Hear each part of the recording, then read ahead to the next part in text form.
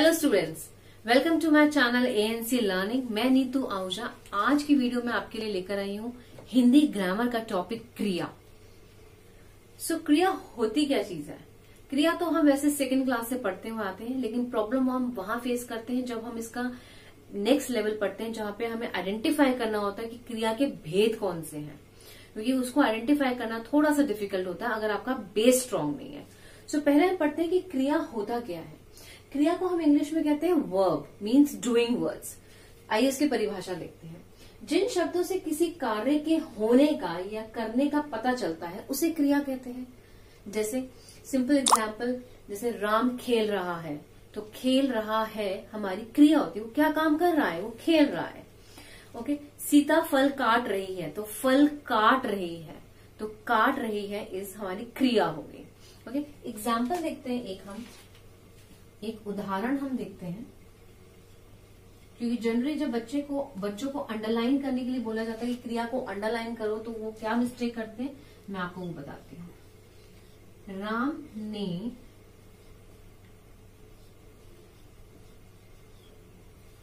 फल खाया। ओके।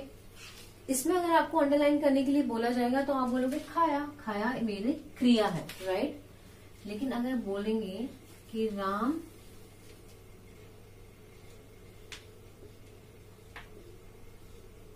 फलों को तोड़ रहा है, तोड़ रहा है, इस केस में हमें पूरा तोड़ रहा को हमें अंडरलाइन करना होगा। दिस होल इज द क्रिया। सिर्फ तोड़ना, तोड़ इज नॉट द क्रिया।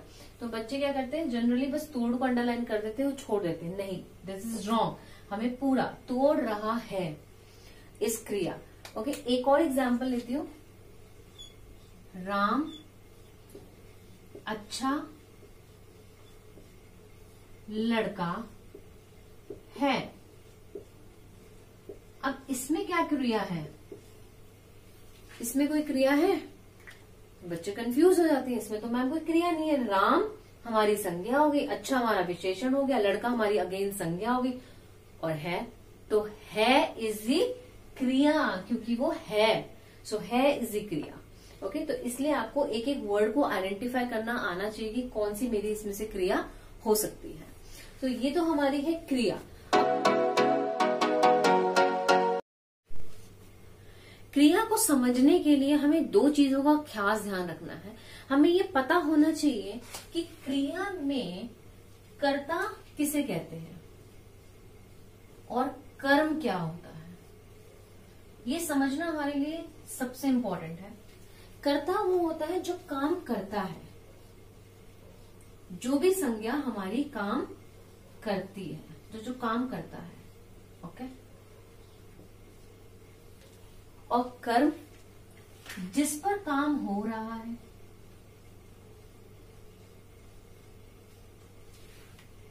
जिस पर काम हो रहा है। आप सिंपल वर्ड्स में बोल सकते हो कि जिस चीज पर क्रिया का फल पड़ रहा है। ओके। जैसे आप एक एग्जाम्पल हम लेते हैं, मुरली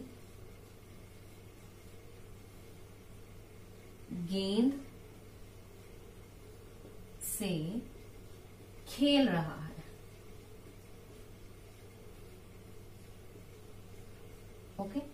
तो इसमें हमारा कर्ता क्या है? इसमें काम कौन कर रहा है? क्रिया कौन कर रहा है? मुरली। तो मुरली हमारा हो गया कर्ता, क्योंकि वो काम कर रहा है। ओके। क्रिया क्या होगी? खेल रहा है, तो क्रिया हमारी होगी खेल रहा है। और खेल रहा का फल किस पे पड़ रहा है? गेंद पर। तो गेंद हमारी कर्म हो गया। ओके। कर्ता मुरली, गेंद कर्म, और खेल रहा है हमारी क्रिया हो गई। इस तरीके से हमें पता होना चाहिए कि कर्ता, कर्म और क्रिया क्या होता है।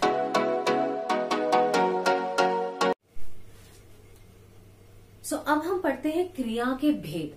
क्रिया के दो भेद होते हैं, अकर्मक और सकर्मक। ओके। अकर्मक क्रिया क्या होती है? अकर्मक क्रिया वो क्रिया होती है जिनके साथ, जिन क्रियाओं के साथ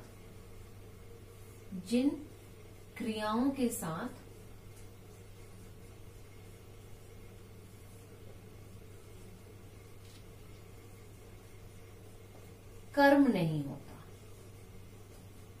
कर्म नहीं होता, जिन क्रियाओं के साथ कर्म नहीं होता। ओके, देखिए वर्ड में भी अ लगा हुआ है। अ मतलब होता है बिना। ओके, बिना। तो जिन क्रियाओं के साथ कर्म नहीं होता, और सकर्मक होता है जिन क्रियाओं के साथ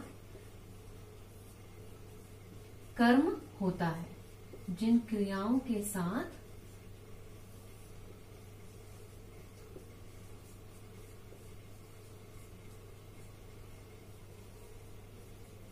कर्म होता है। ओके, जैसे यहाँ पे स लगा है तो स का मतलब यहाँ पे होता है साथ, ये आप याद कर लीजिए। अ मतलब बिना और स मतलब साथ। तो जिन क्रियाओं के साथ कर्म नहीं होता, और सकर्मक जिन क्रियाओं के साथ कर्म होता है। सो आइए इसको हम एग्जाम्पल से पढ़ते हैं। जैसे हम कहते हैं बच्चा सो रहा है,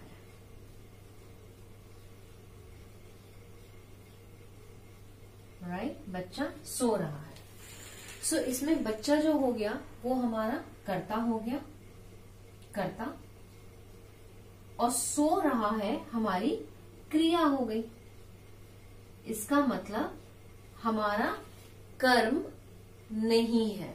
सो ये अकर्मक हो गया। अगर हम इसी उदाहरण को दूसरी तरीके समझें कि बच्चा पलंग पर सो रहा है,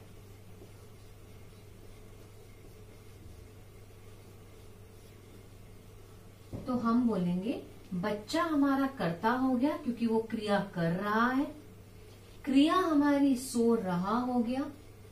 ओके, और क्रिया का फल किस पर पड़ रहा है?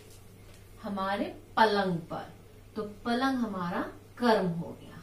सो ये सेंटेंस जो है ये कर्म के साथ है, तो ये सकर्मक हो गया। इसमें हमारा कर्म नहीं था, तो ये अकर्मक क्रिया हो गई। ओके, अब मैं आपको एक और ट्रिक बताती हूँ कि किस तरीके से आप आइडेंटिफाई कर सकते हैं कि आपकी अकर्मक है या सकर्मक है। ओके, सो इसके लिए हम कुछ 5-6 एग्जाम्पल्स लेते हैं, और 5-6 एग्जाम्पल्स से मैं आपको समझाऊंगी कि क्या ट्रिक चलती है, क्या क्वेश्चंस आप पुट अप करोगे कि आप इजीली आइडेंटिफाई कर सकते हो ये अकर्मक है, ये सकर्मक है। ओके, अब हम कुछ उदाहरण से समझेंगे कि कैसे हम आइडेंटिफाई करेंगे कि ये हमारी अकर्मक क्रिया है या सकर्मक क्रिया है। ओके, तो पहला हमारा है दादाजी मैदान में टहल रहे हैं।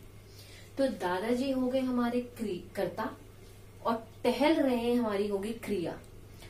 तो क्वेश्चन उठता है कि दादाजी कहाँ टहल रहे हैं। तो क्वेश्चन आ रहा है कहाँ।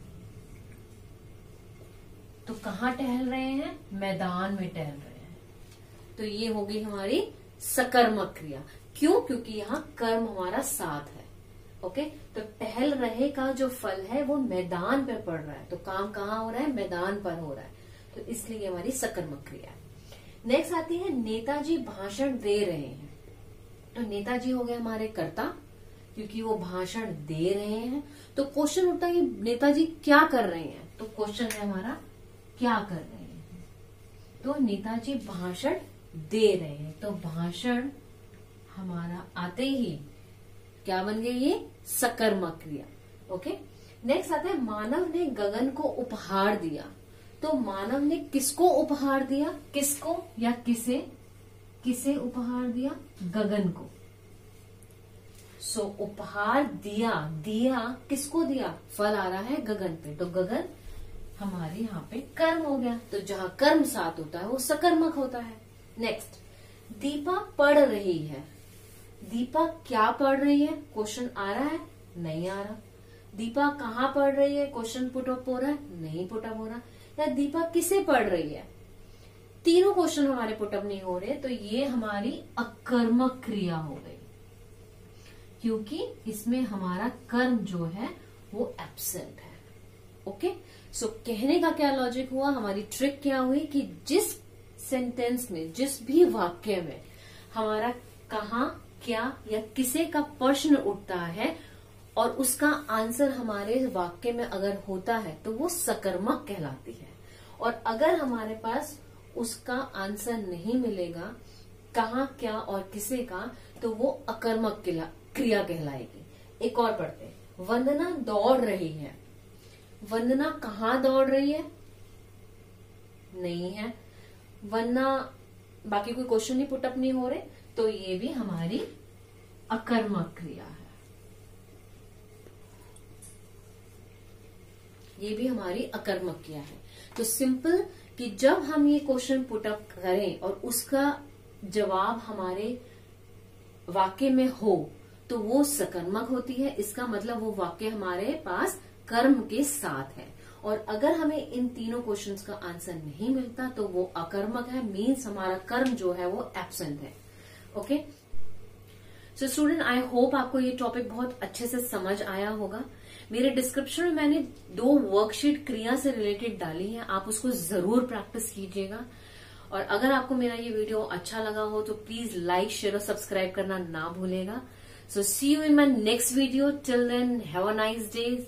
Do take care of yourself. Bye.